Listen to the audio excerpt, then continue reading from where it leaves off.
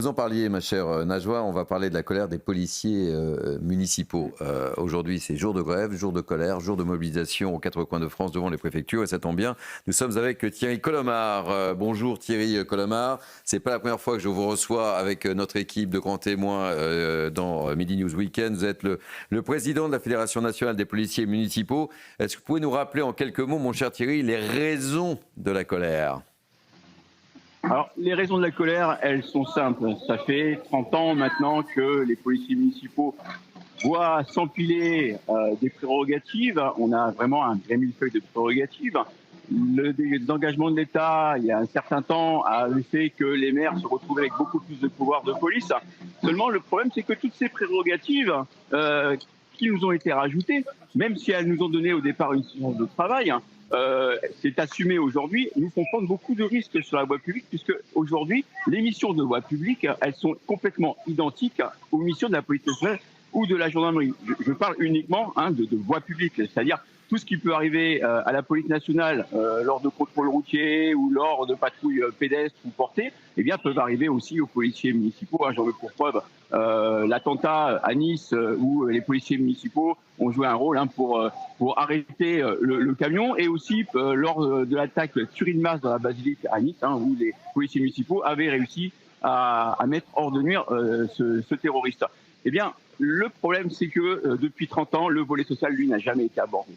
Un policier municipal peut partir à la retraite aujourd'hui à 59 ans, comme la police nationale d'ailleurs, ou les gendarmes, mais par contre, eh bien, il va partir à 59 ans avec 950 € par mois à peu près, tandis que le policier national ou le gendarme, ils vont partir au moins avec 1000, 1500 € de plus. En plus de ça, un policier municipal, s'il veut avoir une bonne retraite, il va partir à 62, 64 ans, on peut partir à 67 ans avec 1600 €. Imaginez, à 62, 64 ou 67 ans, un policier municipal, gilet pare-balles, armement, face à la délinquance qui est de plus en plus jeune et de plus en plus violente. Aujourd'hui, c'est pas possible. Donc nous, ce qu'on aimerait, c'est que le volet social soit enfin abordé. On aimerait que nos retraites soient décentes. On aimerait que nos primes, comme les pompiers d'ailleurs, puisque les pompiers qui sont comme nous, agents territoriaux, ont une prime qui s'appelle, comme la nôtre d'ailleurs, ISMF, l'indemnisation spéciale mensuelle de fonction, qu'ils appellent la prime feu et que nous appelons la prime police. Et bien, les pompiers, depuis 2020, cette prime feu, elle se retrouve calculée dans leur retraite. Nous, ce n'est pas le cas. Ils sont agents territoriaux comme nous. Et en plus de ça, il faut savoir que les pompiers sont payés sur la même grille indiciaire que les policiers municipaux. Il n'y a absolument aucune différence de traitement. On a le même salaire. C'est-à-dire qu'un adjudant qui part à 35 ans de service des pompiers, il va partir avec un échelon 10. Le policier municipal, brigadier chef principal, aura le même salaire. Il aura l'échelon 10. Ils vont partir avec la même retraite de base, mais le pompier, lui, va se voir ajouter environ 600 € par mois.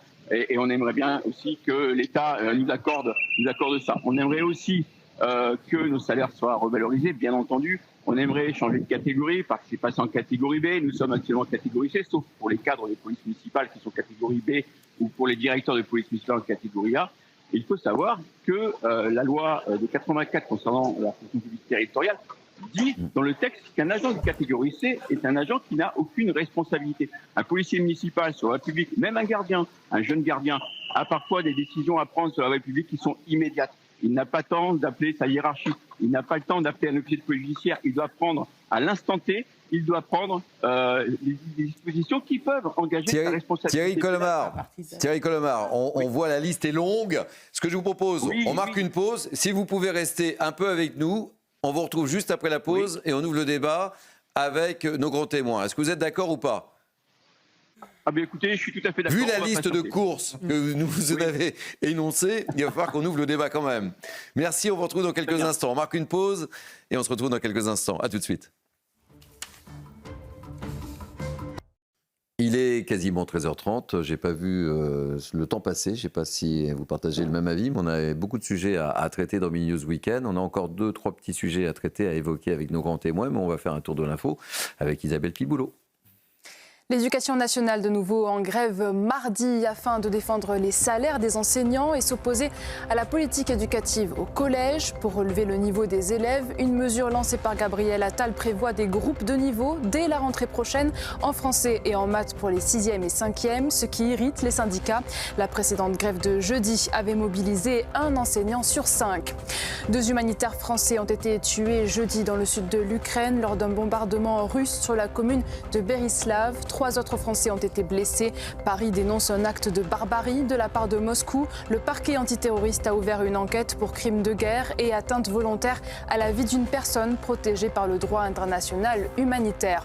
Enfin, en Argentine, les heurts entre manifestants et policiers se poursuivent après un débat parlementaire portant sur les réformes du président Javier Milei.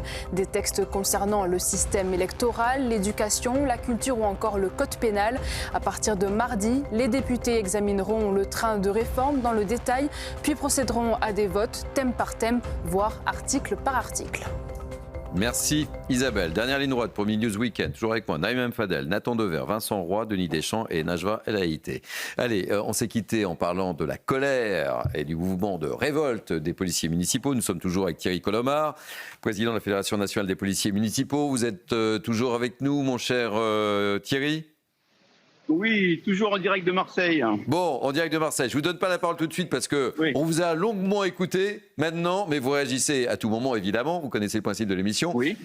Réaction, oui, petit tour de table avec nos grands témoins sur cette colère, légitime ou pas légitime, des policiers municipaux. Je commence par vous, Najwa. Oui, avec plaisir, puisque je connais leur colère et elle est parfaitement légitime parce que, en tant qu'ancienne élue municipale, j'ai pu constater que la police municipale était très sollicitée sur des missions qui relèvent plus de la police nationale. Donc je comprends la colère dans un contexte où leur mission ne cesse d'augmenter avec les risques y afférents.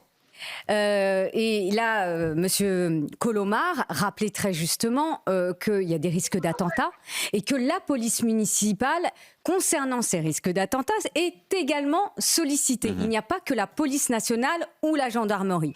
Et vous avez une fonction, un secteur qui n'attire pas, parce que entre les rémunérations qui sont peu attractive, entre la prise de risque, entre le manque de reconnaissance, le manque de responsabilité et le manque de reconnaissance, autant vous dire que ça n'attire pas, les foules. Alors moi, je comprends également la police municipale, elle choisit un contexte particulier. On est à la veille des Jeux Olympiques. Et à la veille des Jeux Olympiques, d'ailleurs, Monsieur Colomar ne l'a pas indiqué, mais la police municipale va être également fortement sollicitée puisque la police nationale est prise et très mobilisée dans le cadre, on va dire, dans les villes hautes. Donc autant vous dire que cette colère, je l'estime très légitime. Naïma, vous voulez dire quelque chose ? Oui, je rejoins ce qu'a dit Najwa. C'est vrai qu'au début, la police municipale était pensée en complémentarité de la police nationale. Elle était beaucoup plus sur le rapport aux habitants, sur la proximité. Et c'est vrai qu'aujourd'hui, on lui demande beaucoup plus. La police nationale a tendance à déléguer. Ce qu'on peut aussi observer, c'est qu'aujourd'hui, on est en alerte attentat et que c'est pour ça aussi qu'ils sont beaucoup plus sollicités et beaucoup plus en inquiétude. Après, rappelons-nous les choses. La police municipale, ça reste une police municipale de proximité. Donc c'est ça qu'il faut aujourd'hui interroger. Elle est beaucoup plus dans son rôle, dans le renseignement notamment, dans cette proximité avec les habitants. Elle peut amener aussi, en tout cas, alerter sur les signaux faibles. Mais si on commence à tout mélanger, je veux dire, à un moment, il y a une confusion. Vous voyez, c'est pour ça qu'aujourd'hui, moi, je suis inquiète de voir que certains policiers municipaux, par exemple, sont armés. Alors, est-ce qu'il faut les armer parce qu'effectivement, il y a une inquiétude, mais à ce moment-là, il faut vraiment poser les choses. Et Thierry Colomar a visiblement envie de réagir à vos propos. Oui, j'aimerais réagir. Je comprends ce qu'il veut dire. Je devine ce qu'il va vous dire. Oui, alors effectivement, elle a raison sur un point. Nous sommes la police de proximité. Nous sommes la police de proximité. Nous sommes la police du quotidien. Nous occupons les villes 24 heures sur 24. Toutes les villes de plus de 100 000 habitants, par exemple, sont équipées d'une police municipale. Il y a 36 000 communes en France. Il y a 4 500 communes équipées de police municipale. Et on représente quand même, on protège 50 millions d'habitants. Nous sommes 24 heures sur 24 sur le terrain. Nous sommes armés et beaucoup sont armés, plus de 60% sont armés. Il n'y a pas d'inquiétude à avoir par rapport à l'armement. Nous sommes hyper formés à l'armement. Nous sommes formés psychologiquement, nous sommes formés à l'emploi de l'armement. Nous faisons des tirs régulièrement. Je peux vous dire qu'on est très, très, très surveillés par rapport à ça. Il n'y a pas de débat là-dessus. Il n'y a pas de problème là-dessus. Maintenant, concernant le désengagement de l'État, en fait, la police municipale est une conséquence aujourd'hui. Quelque part, il faut faire avec. On est là maintenant. Donc, effectivement, on a besoin de cette reconnaissance du gouvernement pour que le social avance. La reconnaissance des policiers municipaux doit passer par le social.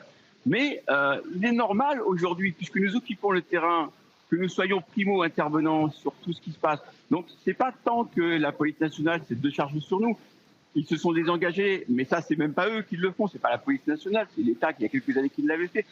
Aujourd'hui, les policiers nationaux ont du travail, ils ont beaucoup de boulot, ils font ce qu'ils peuvent sur la voie publique. Ils reconnaissent l'importance des polices municipales. Ils s'appuient sur nous comme nous nous appuyons sur eux. Nous sommes une police complémentaire, vous le disiez tout à l'heure, mais nous sommes la police de proximité. Et le fait d'être armé n'est pas un problème. Aujourd'hui, ça rentre dans les mœurs. Une arme, c'est Thierry, est-ce que vous comptez sur une forte mobilisation aujourd'hui aux quatre coins de France? Alors, c'est une mobilisation inédite en fait. Ça fait plus de 20 ans qu'il n'y a pas eu une telle mobilisation à travers la France. Ici sur Marseille, on attend 1 millier de policiers municipaux, autant en région parisienne, sur Paris, pardon. Ils y sont actuellement partout en France. Dans quelques minutes, les rassemblements vont se faire sur toutes les préfectures de région. On attend effectivement énormément de monde. C'est inédit et je pense que là, le gouvernement n'aura pas d'autre choix que de se dire, bah oui, les policiers municipaux, ils bougent, ils ont vraiment besoin de quelque chose, il faut qu'on les écoute. Merci beaucoup en tous les cas pour votre témoignage, Thierry Colomard. Et vous nous tenez au courant, évidemment. On suivra ce dossier avec une grande attention, vous le savez, dans Mini News Weekend. Je rappelle que vous êtes président de la Fédération nationale des policiers municipaux. Merci et je dirais bonne manifestation, évidemment. Un mot pour clore le sujet, Vincent, peut-être ? Non, écoutez, je pense que effectivement, il faudrait définir de manière maintenant très ferme ce qu'on veut faire de la police municipale. Est-ce qu'on veut que ça soit uniquement une police de proximité ? Est-ce qu'on veut que ce soit uniquement une police du quotidien ? Ou est-ce qu'on veut qu'elle intervienne sur, pour le coup, sur des questions de police judiciaire ou de police administrative ? Il faut savoir, si on arme les gens, par exemple, il y a beaucoup de maires qui... c'est le cas dans plusieurs villes. À Cannes, c'était une des premières mairies. C'est quand, quelle mission on leur confie ? Est-ce qu'on leur confie une mission de police administrative ou une mission de police judiciaire ou simplement une mission de proximité de police du quotidien ? Il faut définir un cadre. Mais vous vous souvenez quand il y a eu l'émission lancée pour lutter contre les rodéos ? Oui, à l'époque, le plan, on en a beaucoup parlé sur ce plateau. Et c'était un travail en synergie entre la police municipale et les policiers et la police nationale. À la base, ça doit être ça. C'est-à-dire qu'il doit y avoir une synergie entre la PN, enfin, la police nationale et la police municipale. Mais le problème, c'est que la réalité est tout autre. Et on le voit et on le voit parce que vous avez une police nationale qui est surchargée. Enfin, je veux dire, on regarde l'insécurité prégnante dans notre société et une police municipale qui vient, entre guillemets, secourir cette police nationale qui est surchargée. Et donc, avec le complément de missions qui ne s'arrête jamais. Donc, je suis tout à fait d'accord avec vous. À un moment, il va falloir encadrer. Non, mais pour rejoindre encore une fois ce qui vient d'être dit, c'est extrêmement important de clarifier la place et le rôle de chacun, même pour nous. Pour les Français, au quotidien. Parce que sinon, moi, ce que je crains, Najwa, c'est tout simplement cette confusion de la place et du rôle. Et même par rapport, est-ce qu'ils ont le droit d'arrêter, par exemple ? Est-ce que, non, par exemple, ils n'ont pas le droit d'enquêter, ils n'ont pas le droit de prendre des plaintes. Enfin, c'est des missions certains commencent à le demander. Certaines villes souhaitent le faire aussi, tu vois. Oui, devinez pourquoi ? Manque de moyens. Exactement, évidemment. Manque de moyens. Allez, il nous reste quasiment 9 minutes, justement, après les policiers municipaux. Je voulais qu'on parle de la police nationale avec ce chiffre. Je le disais dans le sommaire, plus de 15 000 policiers ont été blessés en 2023. 15 000